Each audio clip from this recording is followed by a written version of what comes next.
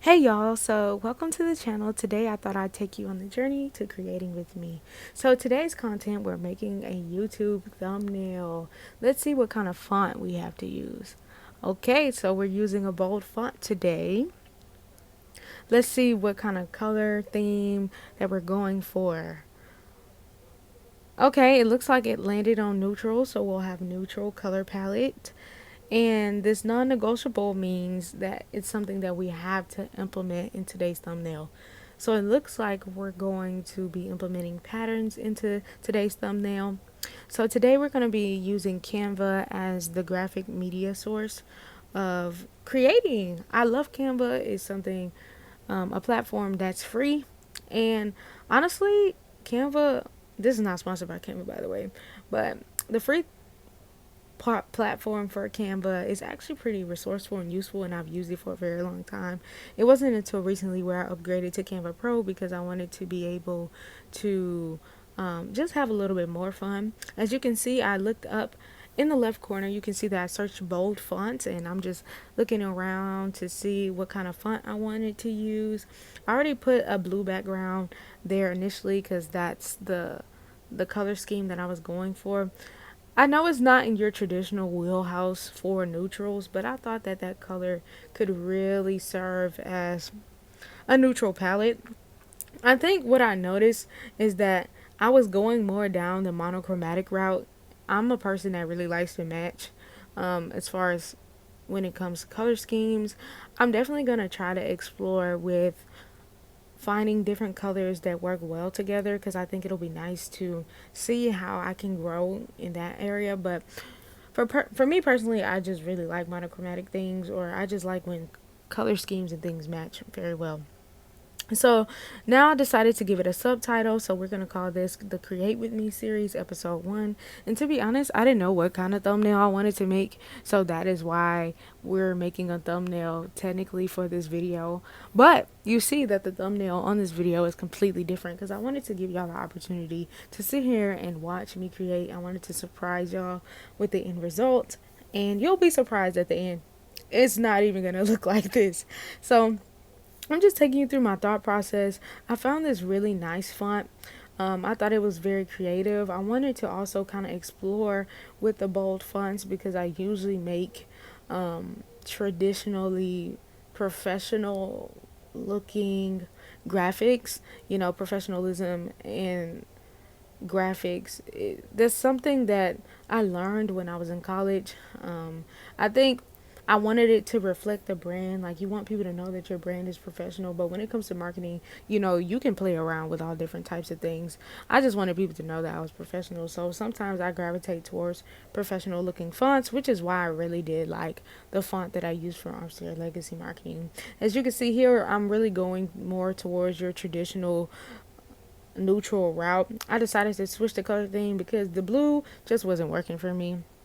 So I'm going through trying to find neutral backgrounds. I remember that we had to use patterns, so I decided to click on a background that had a pattern just to see if that could help me kill two birds with one stone.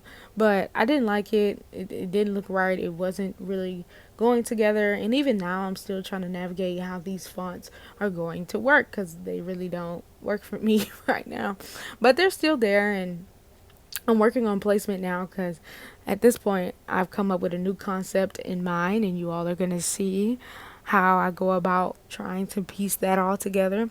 So I began to think about creativity. And when I thought about creativity, I thought about painting, a paintbrush, a paint palette. And so you see that I picked up this brush because I had this idea of making it look like I was creating in some kind of way. But I don't even know how I ended up just selecting the one that I put on the right side. I guess because it gave me the palette and the brushes, which was something that I had in my mind. But if I decided to use two different graphics, I was going to have to find a way to morph them together. So this kind of gave me the idea that I had both elements in one picture. So I think that's why I ended up choosing that one. And as you can see, I decided to change the color. Olive green was really calling my name, so I decided to switch it up and pull on the green and go along with the green theme. Now we're going through fonts again, trying to see how we can change these fonts because they're not really working for me. I don't like that they look like they're wrestling with each other. So I want to find something that brings more uniformity into the graphic, which is something I'm really big on. I still wanted to do something funny, creative, but I just didn't want to change the font with the name because I really did like that font. So eventually I get to the point where I'm like, okay, let's just go back where we started and we'll just figure it out as we go along. So now I'm working on placement again, trying to see how I want things to look. And so I was trying to give, the bottom title some dimension. So I decided to, just add some darker low lights just to bring out the wording. And I still really liked the subtitle font, but I did not want to change the top font. So I was being stubborn about that. So I'm navigating it now, trying to see how I can make it work. And to be honest, now that I'm looking at it, it probably could have worked, but it was bothering me a little bit. The difference is it was just too much. So I decided now to just focus on the centerpiece, making that paint palette the centerpiece because I really wanted to draw the attention to that aspect, just highlighting the fact that this is a creative segment on the thumbnail. And so I added the circle in the background, but I reduced the transparency because I wanted to bring out the paint palette. And as you can see, I began to play with the backgrounds, but I didn't like it, so I went back to a white canvas. And now we're gonna see what backgrounds that Canva has to offer. And so I'm looking through and seeing what I could find. I wanted something that was going to be able to contrast it and make the words stand out. So preferably a darker background would work. So this one was really pretty. I really like that one. As you can see, most of the things that I'm using, some of them are on Canva Pro. I actually signed up for Canva Pro, but before utilizing Canva Pro, I was able to utilize it under the free subscription, and they still offer a lot of great things under the free subscription. But yeah, so I'm now working on trying to figure out what colors I want to make it stand out, make the font stand out, but I do want to stick with the neutral green theme. So I went with more of like a tannish light green. It was like a light pale green, just so that everything could kind of be more uniformed. I really, really, really like that. And I ultimately decided to make the bottom font the same as the top font because it was really bothering me that it was so different. So I decided to do that. And let's see. The next thing I decided to do was look up patterns because that was one of the requirements that was selected in the wheel. And I realized that the background was really pretty, so adding a pattern on that would have been a lot. I feel like although the background had some smoke, or I don't even know if it's smoke, whatever it is going on, I feel like it would have been too busy to go with the idea that I was thinking in my head. I wanted to add shapes in the background, but because I found this one, I thought it would be better to add shapes in the border, and it still went along with the requirements, right? It's a pattern. It's a border with patterns on it, and it still was triangles, which is something that I was thinking about doing anyway. So, the concept was kind of in the same wheelhouse, but you switch it up. And then I decided to look at a different border to see if I liked that better, but nope, the triangles were calling my name. So I went back to what I had originally placed on there. I was trying to find it, and then I selected the color to be the same as the font because I felt like that color contrasted very well with the dark green. And as you can see now, that it's not long enough to be a border, so I'm making it a border myself and just getting those pieces as close together as possible so that they look seamless. When you don't see what you're looking for, sometimes you have to make it. And as we can see, like, it looks pretty nice right now, right? It looks it looks good to me, and maybe I'm just a little biased, but it looks good to me. I'm playing around with the fonts a little bit.